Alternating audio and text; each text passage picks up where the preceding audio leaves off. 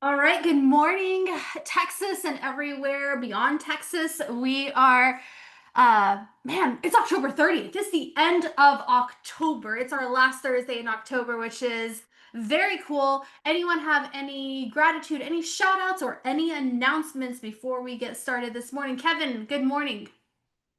Good morning, Texas and beyond. I just wanted to give some gratitude today to the place ecosystem as a whole. Some of you have maybe been following me or following what I'm posting, or maybe you've heard about him on your own because he's kind of gone pretty viral. But we just started the process of getting Sergeant Kevin Lloyd, decorated combat veteran Marine who's battling stage 4 cancer, to purchase a home for his family using Envoy, Blueprint, and the place ecosystem as a whole. And it took a lot of stuff to get to where we're at. And once we finish the job, it's going to be a pretty special story. So just extreme gratitude towards the entire company that we are a part of, because I don't think it would have been possible without us. And I just put your Instagram in case anyone wants to follow along. It is on the chat. And Thank yeah, you so just much. if you want to just Google search Sergeant Kevin Lee Lloyd, his story is pretty incredible, and it's going to save lives. I am so grateful to hear that. Thank you for that update, Kevin. Appreciate you. We have business planning coming up, guys. All of you guys know it. It's awesome. Hence, if you want to be inspired this morning, if you want or you need to be inspired this morning, I got my good friend Ethan, whom I met on the phone last night, of which, you know, listen, sometimes you just got to do what you got to do, and it is an evening call to prep for this morning. Ethan, good morning. I've got you highlighted for everybody. How are you? I'm great. Good morning, everybody. We have such a great team of agents here from Texas and throughout the US. And um, you came on our radar because we were all sitting at a conference a couple weeks ago, and Brivity Bob said that he was looking at place as a whole and ranking everyone and their calls. And I don't know if you know, but Bob can see everyone. And what was really cool is he saw your name and he was like, "Who's this guy?" He thought you were an ISA. Why did he think you were an ISA? Well, honestly, that was news to me when that got brought up. But I think it was like I had the third most amount of calls. And the two before me were an ISA or something. I actually didn't even know that, so that was cool. Very okay. So before we get started, because people will hear, "Oh, this guy dials a lot," and maybe they will kind of disconnect from this call because maybe they don't want to be a dialer. Walk me backwards. This is gonna be your third year in real estate. Like you're gonna end this year. It's gonna be year number three, correct? Yep. 22 years old. What happened with college? Give us kind of like the background real quick before we get started. Yeah, so I went to 1 year of college at UW Stevens Point. So it's about 2.5 hours east of us here in Wisconsin in Eau Claire. And I got about halfway through the year and I'm like, man, I love business. I love communication. I love talking to people, but I just don't think I want to do this for 4 years, be in debt, and then probably end up doing something entrepreneurial then anyway. So I'm just like, all right, well, I'm gonna finish out the year so my mom doesn't kill me, and get my license that summer and kind of just get off to the races. So, Did you uh did you already have friends in the industry or how'd you end up at Place? yeah, so I've had no friends in the industry. I met my operator Dan actually just from shopping around different brokerages and teams in the area, when I was first licensed to join. And I mean, when we met and talked about place and the team concept, everything kind of clicked. So that's how I got into that. Got it. How do your parents feel now about your career selection? They're pretty proud of me. Yeah, they I think for a while it was I can't imagine being a parent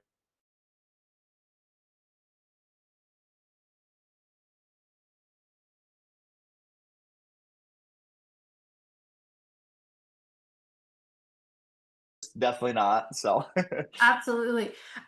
So walk me back real quick. when you started your career in real estate, like, did you have goals already set up? What was your mindset around what did you want to achieve at that point in your life? Yeah, no, that's a great question. So my first year, and the reason why place and the whole team concept stood out so much to me is I just the my first year, I didn't really care about making any money, right? Like I wanted to be able to eat, of course, but I just wanted to get as many reps in as possible my first year because I knew if I could go through a whole year of just getting around as many situations as possible, seeing as many things as possible, having the most opportunities I possibly can. Whether I make money or not, I'm going to hone my skills. So then my second year, when it's really time to get after it and I have constant business, I know what I'm doing and I can take advantage of it. So that was kind of my thought process. And that's pretty much exactly how it worked out. So, That makes sense. And looking back at it now, your first year, how did you end up doing? Did you end up selling anything? yeah, no, I definitely, I sold, I think I ended at nine.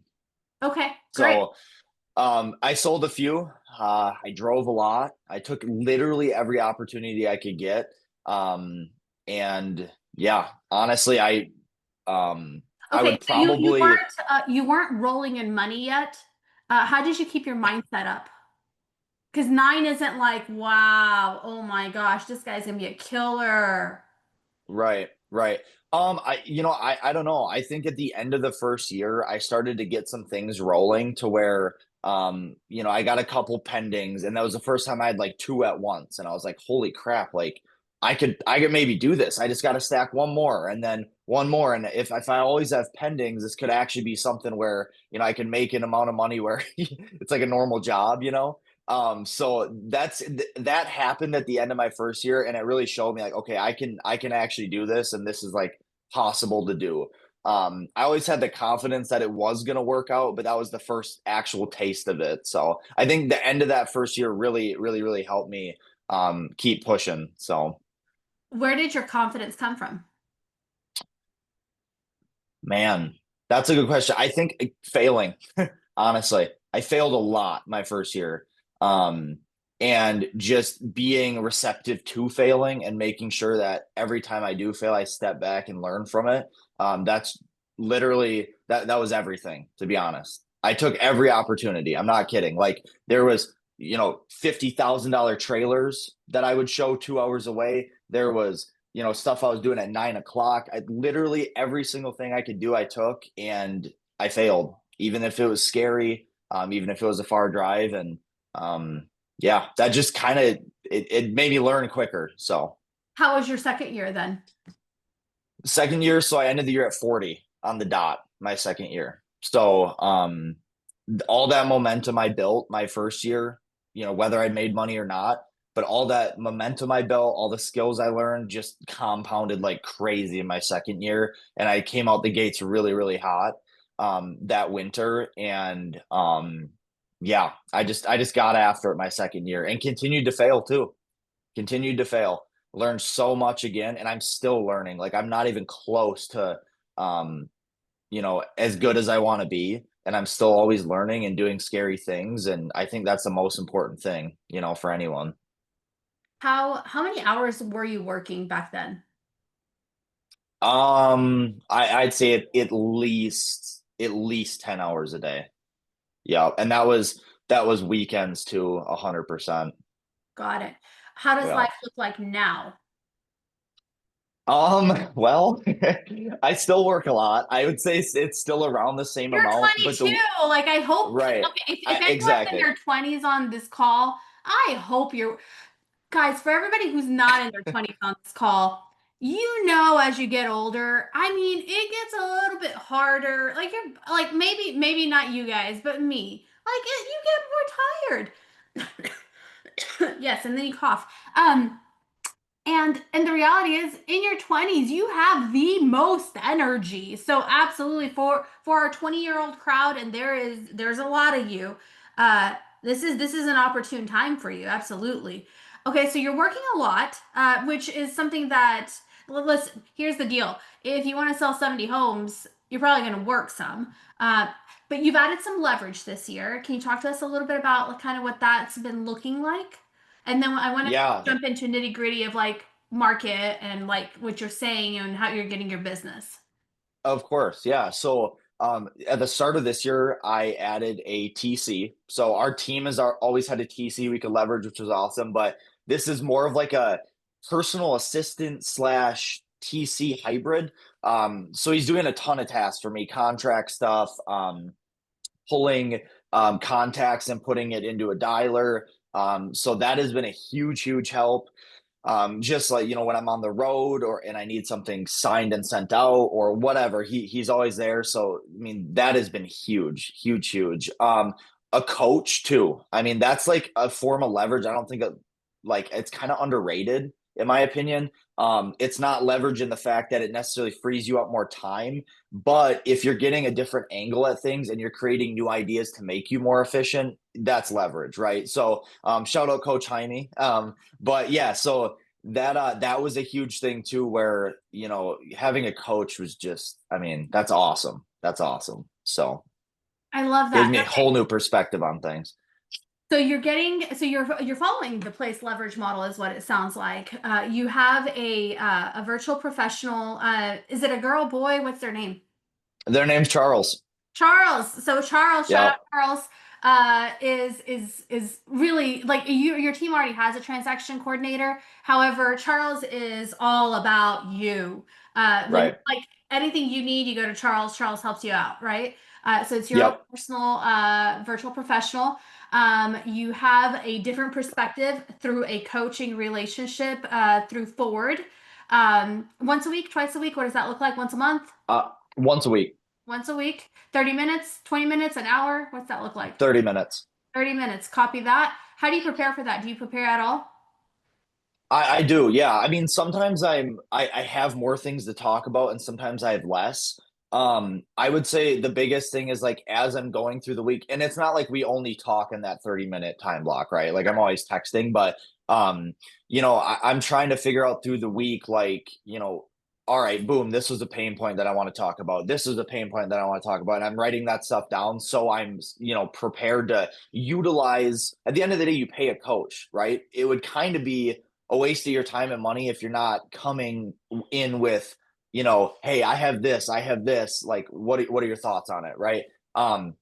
There's some calls where I'm like, man, I'm doing good, I'm getting after it, and then Jaime will take it a certain route and talk about something that applies to whatever I'm doing. That definitely happens, but I think I try to be as intentional as possible. Amazing, amazing. At what point did you add a showing agent or a buyer partner, or do you plan to? Yeah, so actually, and that's what I forgot to mention. As of like a week ago, I added a buyer's agent. So, um, with all the listings I'm generating, because I am all listings. So How many I listings have do you him have doing. right now? How many listings? I think I have like 11 or 12 active. Okay. Yeah. So I have a buyer's agent that's doing, they're running the place model for open houses. They're taking all my sign calls. They're doing showings. They're working with buyers in my database. So, um, only a week into that, but it's already been a huge help and we've got some stuff under contract already. When we were talking last night, one of the key things I wrote down is you said, when I was drowning in buyers, I knew it was time to get some more help. Would you say that's accurate? Yeah. Yep. It's so inefficient in my opinion to be getting like 5 sign calls a day and just throwing them to your team blindly, like a shark pit, So I was like, all right, well, I need to be more efficient with this and hone it in a little better. And yeah, that was kind of when I knew. What changed between last year and this year for you to go from 40 closed deals last year to over 70 you'll close this year? What changed? What do you think? I think on top of me just being more knowledgeable and more skillful, I found my niche a little bit, Okay. and I focused a lot more of my time on what I'm good at. I think that was like the big thing. Like I'm like, I know I'm good at prospecting. Um, I know listings are what I'm prospecting for and they make me more money. Why am I doing showings with buyers? So I went totally listings, focused on what I was good at. And that was a scary jump, like 100%. That was a terrifying jump. Walk Um, us through what does building your business look like right now? Like how do you build your business?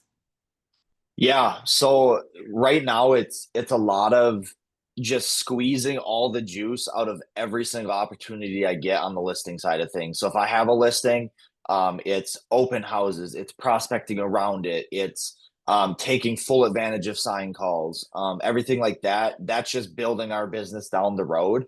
But it's also just getting more and more efficient with my sources of leverage too. So I have more time to do what I'm good at, which is calling. So When you say circle prospecting, what does that sound like for your listings? Like what give us a snippet of what you say. yeah, so it's very simple, which is the thing I always want to stress is like it does not have to be like this perfect, like smooth as butter script. As long as you put the reps in, you will find people who want to sell their house. I'm a big advocate for that, by the way, because when I first started, I couldn't sell sand to a beach. So it was just yeah, it was terrible. So but my script usually so if I have a buyer looking for something in a certain area, it'd be just like, hey, it's Ethan from Dan Realty Group. Just giving you a shout. I got some people looking for something on the south side of Eau Claire. Not a whole lot for sale over there right now. I was just wondering if you're looking to make a move anytime soon. That's literally all my hook is, and depending on what they say from there, you go that route. If there's someone where it's like, yeah, maybe a couple years, I'm getting their email, I'm getting them on a market report, nurturing them, and that's building my business later down the line. So Um, so you're getting your business right now from maximizing your listings. You're getting your listings from mainly circle prospecting. Where are your listings coming from? Yeah, mainly circle prospecting. A lot of them are, you know, I have a very good relationship with some huge investors in the area. Okay. Um, and I built that relationship by bringing them a ton of deals and making them a lot of money. So what happens when with these guys is they buy a bunch of multifamily, they flip probably 20 to 30 houses a year. I'm constantly bringing them flip houses from prospecting. So what they do is they fix them up and I list them on the back end, right? That's an awesome deal to have. But a lot of the times they're finding deals on their own with their marketing and they're letting me list their houses too. Okay. So So I want to jump into that because people will hear this and then they'll start tuning us out and they'll say, "Oh, that's how he's getting his deals." Okay, for everyone in the room, do you think these guys had other realtors before Ethan? Say yes, that's how they got here, right? What do you think, Ethan, that you did, or what was it that you consistently do now that you're staying in front of them, like they are choosing to work with you when there are other agents in town, and like a 20-year-old kid is like trying to get their business. Like, what advice would you give us for our markets? man, I love that question. It's my favorite topic. This just gets me amped. With the reality with investors is if you want to be an agent who has a good relationship with investors and you want to do something similar to what I do, or you want to sell them a lot of multifamily, you have zero excuse not to be in the same position because no matter what, investors, they're going to work with whoever brings them the most value. This isn't like someone who's looking for a single family house and their sister's mother's brother-in-law's dog's friend is a real estate agent, so they're going to go with them because they know him. They are going to go with whoever brings them the most value. Investors, guess what? They're always looking for more units, right? So if you don't know of any investors, go on Google Maps, find a few multifamily buildings, call the owner, introduce yourself, say, "Hey, I was just wondering, like, are you looking for any investment units in the area?" They're probably going to say yes, and just start bird dogging them. Start finding something. Call every single multifamily unit in the area, bring them one deal. Boom, you just created a relationship. So that's why I love it so much is the barrier of entry is literally zero. They're always looking for something. And guess what?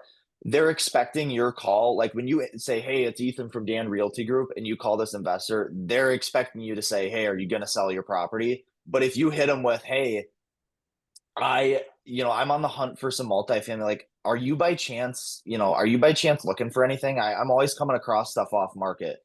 That's huge. You're already creating value for them by just saying that. So that's how I created this relationship. Very good. What percentage of your business would you say is kind of this is investment arm, and what percent would be your just what I call retail arm, your regular buyers and sellers? So the lines get blurred a little bit Sure. because, I do sell a lot of multifamily. I would say that's maybe like an eighth of my business, but a lot of these buildings are very large buildings. Um, but the where the line gets blurred is, say I call someone, they want to sell their house because it's in terrible condition. They want out, they want a cash offer. I bring it to these guys, we make the deal happen. I list their house on the back end when it's all fixed up. Then I get a sign call, and now I'm working with the sign call. Did you see how much opportunity it creates? It's pretty cool. So in terms of like a percentage of my business that has to do with flip properties and stuff like that, I would say almost 50%. Got it. And to everyone listening to the call right now, and you're like, yeah, but I don't want that price point. Here's what I would say to you. Number one, Um, I know in the Austin area, like you don't have to do this in a shady area. Pick nice areas, guys. Like you don't like I'm sure like Dallas and Houston and San Antonio and Midland and all over the place. Like you guys got nice areas. Nothing's stopping you from circle prospecting nice areas. Are there like homes that need help in nice areas? Yes. So you don't have to be like, oh, great. Now I'm gonna be like minimum price point. Nobody say you have to have a minimum price point, right? So like I guess like the topic of this call is like maybe re-examine your thought processes on everything. Um, And do you mind if I share a quick story? Because this is super relevant, and it just happened the other week. I had a guy call me. He's like, "Hey, he had a terrible thing happen to his ex-wife. She got in an unexpected car crash. She passed, and he was really, really worked up about it. His sons were not doing great, and he's like, "Hey, you know, I want a house near me in my neighborhood, which this is a really exclusive neighborhood, like $1 million houses." And he's like, I need something close to where my sons can be next to me. They can, walk over to my house, whatever. Um, can you find me something? And I'm like, heck yeah. I don't know how we got connected. This is perfect. Like it's nuts. I'm the perfect guy for the job, essentially. And so most agents probably will set him up on a property search, right? And they're probably gonna wait till he sees something on the market or something just pops up. I ended up finding him a house, lo and behold, from calling right next to him. It worked out perfect. High price point house. He was a cash buyer. And that relationship turned into, okay, I want to buy another house. We just got a $1.7 million house under contract for him, too. So it's just the amount of opportunity it creates by just doing the extra work that no other agent is going to do is huge. And people can see that when they know you want it bad and you're going to do the work for them, they can see that. They can tell. So. what's your daily schedule look like? I mean, I know every day is different, right? We're real estate agents. Mhm. We're not corporate. What does that look like? Yeah, so from 9 to noon, it actually, well, let me go even further up. So we have our morning power up at 8:15, just for the team. So I'm usually trying to get in probably 40 minutes ish, 45 minutes before my morning power up to just get the craziness set up, right? So the night before, I'm planning what I'm going to do, and then before the morning meeting, I'm just working on all the little nitty gritty, small BS stuff. Um, Hopping on the meeting right after the meeting from 9 to noon is lead gen. So that time is like sacred. Like I'm protecting that time with everything. If something comes up, like a call or whatever in between, that's fine. I'll make it up in the afternoon. Like I'll plan for that. Um, but 9 to noon is my sacred lead gen time. At noon is lunch. I cannot skip that. I'm a big eater, so we're never skipping that. That's in my calendar time block. So lunch, and then from about 12:45 and on, it's listing appointments, it's pending work, it's everything in between is like that afternoon space. But I'm also time blocking those things as the day goes on. So they're different every day, but I'm time blocking them. And then I'm just looking at my calendar now. I have a time block every single day for 45 minutes to get 50 dials in the afternoon. So whenever I have time in the afternoon, I'm just going to get 50 dials in. Um, when when you popped up on Bob's, ranking system, how many, like when you're circle prospecting, what does that actually look like in terms of per day, per week? Like, what does it take to be you, I guess? It's so at least in terms of circle prospecting, because I'm doing other calls, right? Like I'm nurturing my sphere still. I'm doing investor calls. I would say it's at least 100 prospecting calls a day. Okay. At least 100. That's kind of like a non-negotiable. Um, but on top of that, combined with everything else, I'd say I don't know. It ranges anywhere from 100 to 150. Copy that. Copy that. Where does your good energy come from? Like you got really good energy. Like I sense it. I don't sense, I mean, you're probably tired. I mean, I know we talked late last night. So it's not like you're not tired. Where does the good energy come from? I just love what I do. I really can't pin it on anything else, to be honest. Like I love what I do, and when I have a day, and this is what I'll notice, and I'm sure a lot of you are the same way. I see some people I recognize in here that are just badasses. But no, so when I have a day where I don't get a whole lot done, it feels unproductive. I could work for 5 hours and be tired at the end of the day. And my body's tired, mentally I'm tired. But I could also work on the flip side, a 15-hour day, get a lot done, have a lot of cool things happen, and I am like ready to freaking do a few backflips when I get home at night, right? So it's literally um how you structure your day. And I love real estate. And if the way I've been going and how I figured out how I structure my day and what works for me, I'm usually very energized throughout the whole day.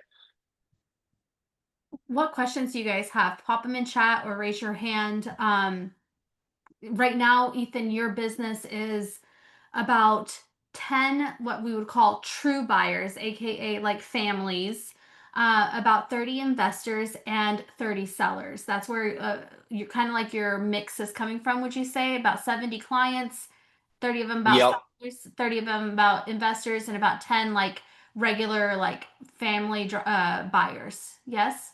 Yep. Those 10 are like VIP clients, whether it's people I've always worked with, family, maybe like a super high price point that I can't say no to. And So yeah, this is because you have focused on listings for your business. Where did that yes. come from? Why listings?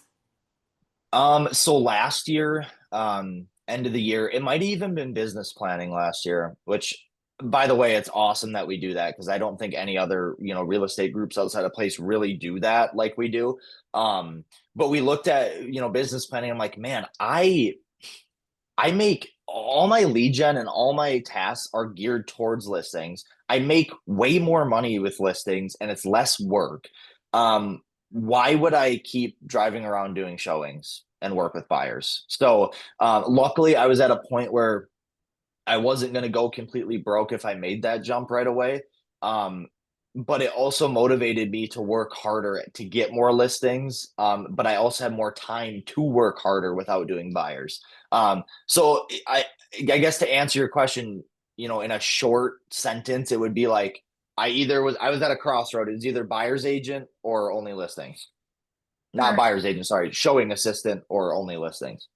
Gotcha. Andrew, Hey, good morning. Real quick, appreciate you spending the time and getting everybody fired up. Quick question. Sort of what are your favorite brevity tools? You're talking about circle prospecting and this, that, and the other thing. Like, are you playing with Remine? Are you playing with Land Voice? Are you using the app and seeing who's around when you get a listing? Can you share those kind of things with us real quick, please? Yeah, of course. I love the Brevity dialer. I use it every day. So that's a huge tool that I love because it allows you, you set an appointment, you can pop it right in, you can change status right away, notes and everything. I play with Remind too, Land Voice. I love those. Just to get contacts, emails too are great on there. We actually have um it's an app through our MLS called Forewarn. That's where I pull a lot of numbers from because it's super accurate. So yeah, the Brevity dialer is awesome. It's great. It saves a ton of time because I don't have to call somebody, take notes somewhere else, be adding them to Brevity while I talk. That's huge. Yeah. Removes a lot of steps. Cool. Thanks, What, man. Yeah. thanks, Thank you, Andrew. thanks, Andrew. What's your average price point in your area? And how Uh, market is it like super fast right now? Has it slowed down? What's the vibe of your market? our average price point is like 265. Okay. So fairly low to compared to a lot of you guys, I think.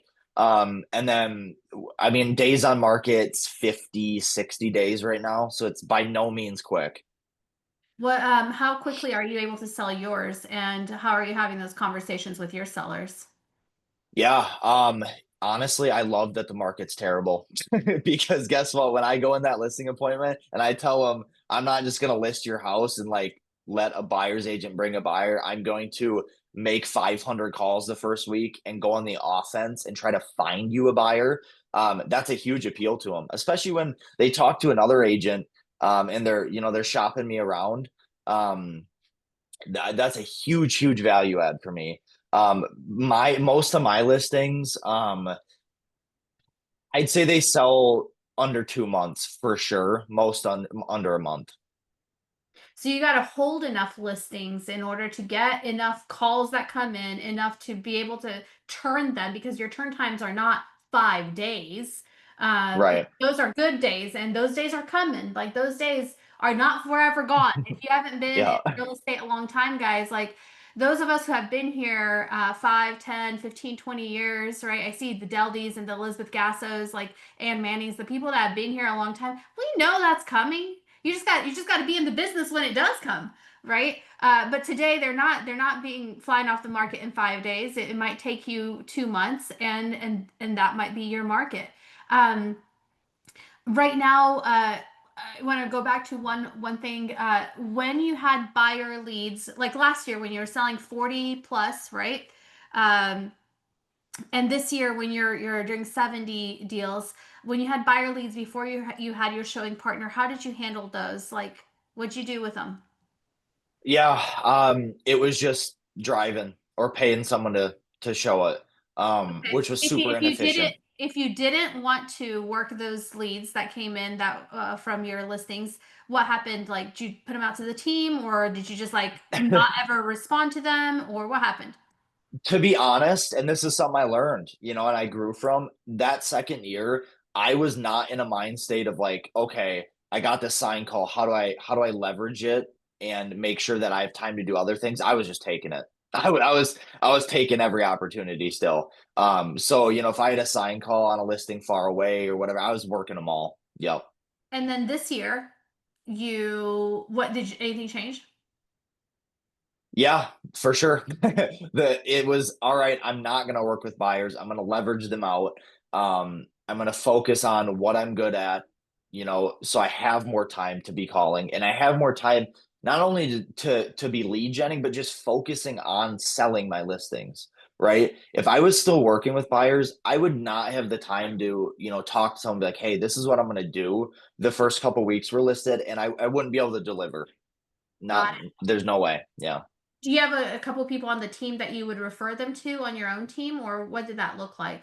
Yeah, now, like I said, the past week I've been working with a buyer's agent. His name's Trevor. He's awesome. Shout out Trevor. But before that, yeah, there was a couple buyer's agents on my team who are just, they're just killers, and I would just send it to them. Sounds good. How often are you doing Yeah, price reductions right now in your market for your listings? some more than others. It's pretty often now. I would say on about 50% of listings, Okay. unfortunately. And I'm a big advocate. I go in there and I tell them straight up, I'm like, if you go with this other agent because they're gonna price your house higher than I think, I don't care. Do it, right? It's gonna bite you guys. I don't say it that bluntly, but it's true. It's like you have to price competitive right now where we're at. And I am always honest and completely transparent with them and say, like, hey, we need to price competitive because we do not want to be in a situation where we're going down the rabbit hole of dropping the price. That being said, I still have to sometimes. And, it sucks, but it is what it is. It's just the market we've been given. So, What's your script when you thought you did everything right, you thought you priced it well, it didn't move. You have done all the work, and you got to go back to these poor people and you got to say, "Hey, I'm gonna need you to adjust some here." Like, what does that sound like? yeah. Usually it's, hey, we've been giving it our all so far. If we really want to get this thing wrapped up, we're probably gonna have to start talking about maybe another price drop. Sometimes I have to say another. But at the end of the day, a house is worth what a buyer's willing to pay. And we at some point we can't control that. It comes down to location, price, condition of the property. And if, we're down to the only variable we can control, which is price, we got to just go with the flow. And a lot of the times that conversation is pretty easy because they see the work I'm putting in. And it's not like I'm going to them and just being like, hey, let's just drop in another 10K. Nothing's happening, whatever. They see the work I'm putting in, and usually it's, they know How, I have how do conviction. how And do they see that? What do you mean by they see the work that I'm putting in? oh, because I mean, if it's not me, it's someone on my team. We're doing open houses constantly. I'm keeping them updated as I'm calling, like, hey, I, put in a few hundred calls this week. This is kind of what I came up with. So yeah, I make sure, guys, like this is a huge thing. When you're absolutely busting your butt for these people, make sure you're showing them that. And it doesn't necessarily have to be direct, but like make sure they know that you're putting in the work. Because it's one thing to say it during your listing appointment, being like, hey, I'm going to make, X amount of calls the first week trying to find you a buyer. If you just say that and then, you never follow up on that, you don't want them to just assume that that's happening or it's not happening, right? Make sure they know. And you can go about it in a super subtle way, like, hey, yeah, I called it like 350 people last week. I potentially got maybe one promising lead. I'll keep you posted. Yeah, just keep them updated. More communication, the better. Remember, guys, it's tell them what you're gonna do it, tell them you did it. Like that is the Right. magic formula. People aren't mind readers, they don't know what your job looks like. Do you address price reductions at all during the listing presentation at all? Oh yeah, because there's a lot of people who are like, I tell them this is a competitive price we need to be at. They're like, no, I think we want to be here. I'm like, all right, well, I'm okay with that. I'm still gonna give it 100% effort, but we need to have a game plan before we list of what we're going to do if it doesn't sell in X amount of weeks. So yeah. And guess what? When you frame it like that right away, it makes your conversation a ton easier when you go back to them, because if they already expect, hey, if this doesn't work, we're going to price drop in 2 weeks. The conversation's a lot easier than just, randomly giving them a call and say, hey, I think now it feels right to drop it 5K, 10K. So Totally. Carissa, I see your hand. Awesome. Thank you. Hi, Ethan. Sorry I'm not on camera. I'm driving, but quick question. Aside from doing the work and of course the all of the traction that you've had this past 2 years, what place specific trainings would you recommend or something that you specifically watched or you did or a certain thing that you did to really skill up that I guess is in our place world? yeah, I love that. That's another huge thing that I've utilized is like these trainings. The one I love the most is Debbie's. And I don't know if she's doing those calls now currently, but I know she does them in kind of little spurts. But Debbie is man, she is a killer. So I anything Debbie, I love it. She's so good. I learn something new every single time I hop on one of those calls. Brian Gubernick's got his mastermind for agents that are producing 25 plus. I'm always tuning into that. I love that. That's a great resource. So those are my two main ones is, Debbie's calls and then that Brian's mastermind. But I'm always doing little things too, like for the challenge, we did the Envoy one. That was awesome. Whether or not you learned anything, it's always a good refresher. So yeah, I'm always humble enough to say like I have a lot to learn. There's still so many things I can learn. That's what I love about it. So I love that. Great question, Carissa. Kevin Vorbeck. Hey, what's up, Ethan, man? We got a mutual friend in Jaime. We talk about you all the time, buddy. You're killing it. All right, so you're 22 years old. You are killing it in real estate right now as far as transactions and obviously income. What does your current home situation look like now, and what do you plan on doing as far as your wealth in real estate going forward? awesome question. That's like one of the things I'm super, super passionate about. Right now I live in a duplex. The classic, I'm house hacking. I got some roommates on one side, renting out the other side. So I love it. It's that's actually what I did at first too. So I have another duplex that I used to house hack in.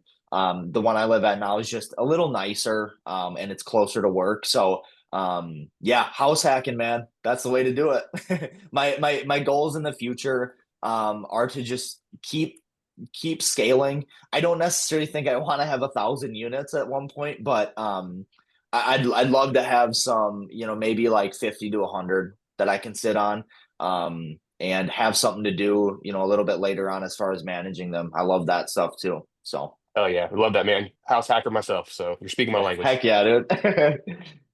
Love that. Sharky. Hey, Ethan, thanks for sharing all this stuff. I don't know if I was 22, if I would be happy to be your friend or totally jealous of all that you're getting done, right? So kudos to you. My question's around with your active listings. Can you talk a little bit to like how any system to doing updates with them? Is it a phone call? Is it an email? How like templated out is that email? Yeah, so that's a good question too. So my TC, I have a task that he does a weekly check-in. Um, so that's just a simple group text to our group text. Just giving them a small update, seeing if they have any questions. On top of that, though, I'm checking in, and I guess I don't necessarily have a system for when I'm checking in with them, but usually I have a time block that says pendings on my calendar for an hour a day. Not a day, sorry, an hour. I guess yeah, it's an hour time block for 2 days a week. So that's what I'm checking in with all my pendings, seeing if they have questions, giving them an update. There's always something going on, to be honest. Whether there was a showing that got booked, a showing that happened, maybe talking about doing a price drop if it's been sitting for a while. So weekly follow up from my TC, like a weekly check in, and then 2 hour time blocks for pendings during the week. Thanks so much, Ethan. Yeah, of course, dude. Just realized I muted myself. And Ethan will pop in his contact information so that you can save his number in your phone under Ethan. Just put Ethan Wisconsin, and that way, anytime you got somebody for up there, he'll tell you if he covers it or he's got somebody that he can refer you to. Deldy, I see your hand up. Yes, ma'am. Yep. And I know we're coming to an end. My question is, as you reference business planning and as we are all going in to, we're kind of in that middle zone, finishing up the year strong. Number one, what are you closing this year off? And what's your goal for next year? And do you have a 5-year goal? And if you do, can you share it with us? I love that. So this year it'll probably be a little over 70 is what it'll shake out to. So that's exciting. Next year the goal is 100. So that'll be, it's a scary goal, which it should be. I think everyone should set a scary goal at the end of the year here. My Why- wait, 5-year plan. Why is it 100? What about 100 is important to you? Yeah, so that's another thing that is also important is having a why. My why for 100 is one, it's going to force me to get even more leveraged, which is important. I want to scale. I want to get leverage. I want to learn the system of doing that in the playbook. Two, my eventual goal is to hop over to a different location and start a team there. A team within a team. So doing 100 this coming year is going to, one, give me the skills to be able to do that. It's going to teach me some leadership. I'm going to have to scale. It's going to be uncomfortable. And that's pretty much my why. Reps. Kind of like when I first started real estate, is reps. Love that. Francis, oh no, 5-year. Yeah, 5-year. Yeah. My 5-year is honestly to just have a producing team somewhere else. Why? I want to build something, you know. For what I've already built, it's awesome, and I just want to keep scaling and scaling and scaling. To be honest, you know, it comes down to like a personal thing. I don't think, you know, and I've thought a lot about it. I don't want to just be making, you know, the same amount over and over again in the same area, not scaling, not progressing. And I don't know, maybe it's OCD too, but like I want to keep progressing and scaling and being uncomfortable. And I feel like if I stay in my same market forever, that's not gonna happen. So what part of Wisconsin are you in right now? Eau Claire. Eau Claire. Not that I know what that means at all. We're about an hour away from Minneapolis, Minnesota. Where do you see yourself in the future? Like, It's called Hudson. It's on the border of Minneapolis and Wisconsin. very Not cool. Minneapolis, sorry, No, Minnesota. no, Minnesota. I knew where you were going with that. Francis, I see New state.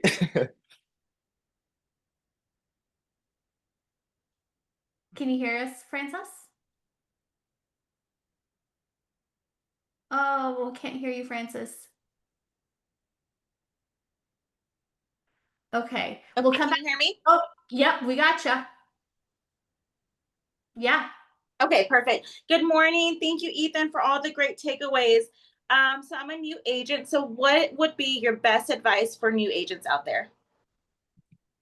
I love that. I would say take every opportunity you can get the reps in, fail, just go get it. Honestly, I would say my biggest thing my first year was, like I was kind of talking about, every single opportunity I could get, I would do. And there might be other people on your team who are like that, but probably not, to be honest. So, you know, if an agent on your team has a showing somewhere, if you know, get a Google call and it's a trailer that's 3 hours away, do it. Do every single thing you can to learn. Talk to people, pick their brain. Just live and breathe real estate your first year. I guess a real quick follow-up to that, Ethan, because Francis, that's a great question. I would say for seasoned agents, at what point, Ethan, will you stop doing that? Or have you stopped? Like, what was the trigger that you're like, you know what, I'm not driving 2 hours away for a $50,000 mobile home. Nothing wrong with that, guys. But Nope. like, what is the trigger? So the trigger for me was, we always think about, as real estate agents, our dollar per hour, because we're 1099. We don't have a salary. We don't know our legit dollar per hour. So I'm always thinking about that. And once it got to the point where it's like, okay, if I drive 30 minutes there, spend 30 minutes, drive 30 minutes back, I literally think if I sat at my desk, I could make more money than doing that and getting the deal under contract. That is when it clicked for me. Like, I need to leverage that out. That's something that just, it doesn't make sense for me to do. That's really good. If I'm sitting at my desk, will I make more money by sitting at the desk, or should I get in the car right now? Word. Okay. Good. And Manning and team. Hi, Ethan. I'm actually just curious because I'm in the same age boat as you, and I'm sure some other people are on this call as well. How do you sort of put your age or limiting beliefs surrounding your age to the side and have a tunnel vision and truly believe that you provide either the same level or not, if not more level of value as, for example, an older agent who's been in the business for 40 years, let's say? Yeah, I love that. And that's something that I think every young professional deals with. For me, I work hard and I want it more than anyone else. And I think when you have that mindset, they can tell, right? Like, and sometimes you don't even have to tell them that. They can just see and they can feel your energy that you want to help them more than this person who's been in the business for, I don't know, 20 years, right? So they just have that energy, genuinely, show up, know that you're going to work your butt off. And a lot of the times when I'm meeting with someone, especially to list their house, I'm talking about all the calls I'm going to make. When I'm meeting with a buyer, or when I used to meet with buyers, I'm talking about, hey, my goal is to not find you a property on the market. I actually don't want to find you a property on the market. I want to find you a property off market from calling and going on the offense and finding someone who wants to sell. I always tell them too, and this is hard to do when you first start because you need every deal you can get. But I tell them, if you talk to another agent, ask them about that. See if they do that. I guarantee they don't. And I would actually, this was like a very bold bluff at the start, but I would tell them, I encourage you to go talk to another agent. And if they do more than me, if they provide more value, go with them. Oh, I like it.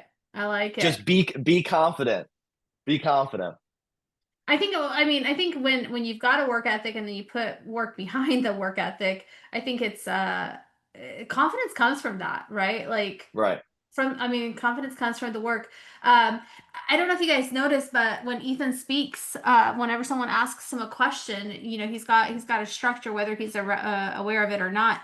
He often repeats what you say back to you. He'll say, "That's a good question," while he's probably thinking of what he's going to say, right? Like that is normal and cool, and it's a very conversational.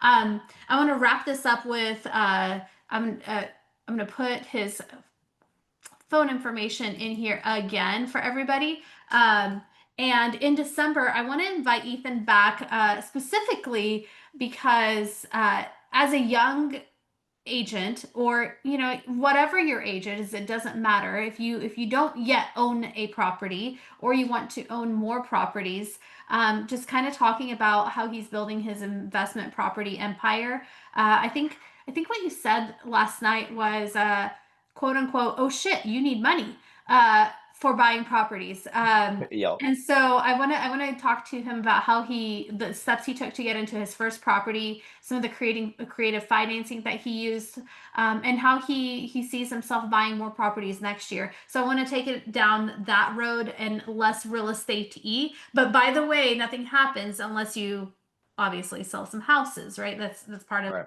part of the dream here.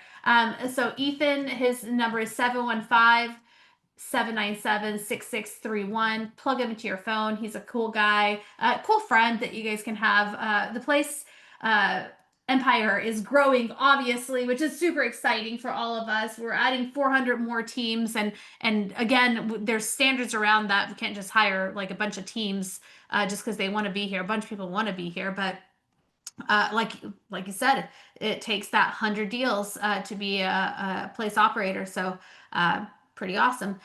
Thank you so much this morning. I know we took away from your lead gen time, your sacred lead gen time this morning. Appreciate you pouring into us and giving us the opportunity to learn from you. And we'll see you again in December. We'll see you at the next place event. We'll pop you into our phones. He is on Instagram if you want to follow him there, and go get him. I love to hear it. Love to see people win. Love for all of us to win together. It's my favorite thing. Appreciate you guys. We'll see you guys next week. Thanks for hanging out with us. I'll get this recording out after the call. Bye, guys. Thank you so much, guys.